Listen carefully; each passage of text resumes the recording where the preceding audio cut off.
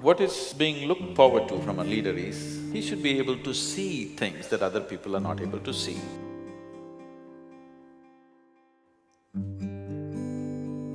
Leadership is not about you asserting yourself over somebody. It is about being able to harness everybody's aspirations and make it happen. What difference can you make in the world is no more in terms of charity. How innovative is your business? That's the business right now. The success, even in a business space, is about growth. How many people are you touching? How vast is your operations? This is the growth of a business, not necessarily how much gold have you kept. For the very first time in the history of humanity, we have the necessary resource, we have the necessary capability, we have the necessary technology to address every human problem on the planet. Even 25 years ago, we couldn't have dreamt of it. But the only thing that is missing is consciousness. We are producing enough food for 17 billion people. We are only 7 billion people, but close to half the population is starved. Not because resource is lacking, simply because consciousness is lacking. We are still thinking you versus me, we are not thinking we. Changing the consciousness of the leadership shouldn't take a long time if you find access to them. The only global mechanism on the planet is economic mechanism. Politics, military, religion, all these things are split up.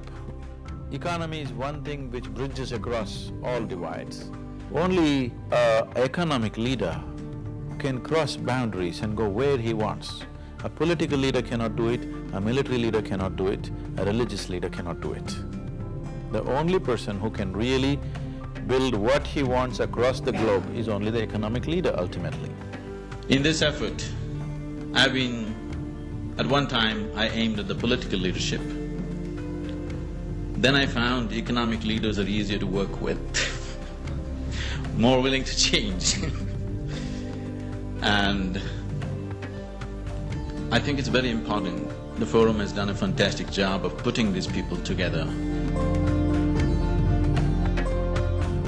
Inclusiveness means making sure every human being on this planet has an active role to play in the economic process. Once you're a leader, the very way you think, the way you feel, the way you act, every single thing that you do affects millions of people.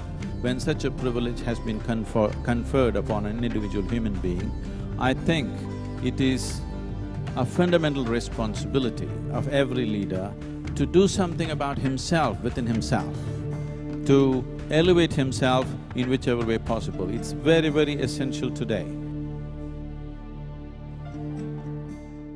In all these years of life, how many of you have passed through one 24-hour stretch, that is one single day, absolutely joyfully, without a single moment of irritation, agitation, pain, frustration?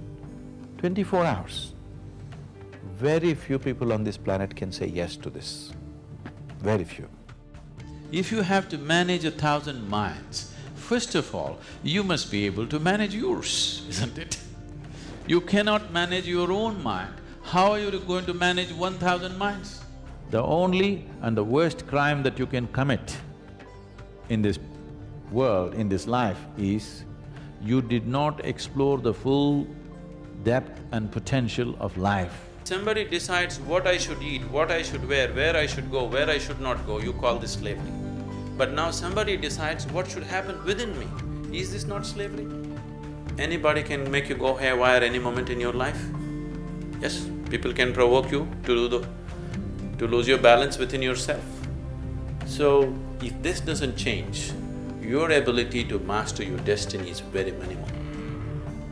I would say, if you have mastery of your physical body, about 15 to 20% of your destiny is in your hands. If you have mastery over your mind, about 40 to 50% or 60% of your life and destiny is in your hands. If you have complete mastery over your life energies, then 100% of your destiny is in your hands. The very process of life and death is in your hands. To that extent, one can take his destiny into his hands.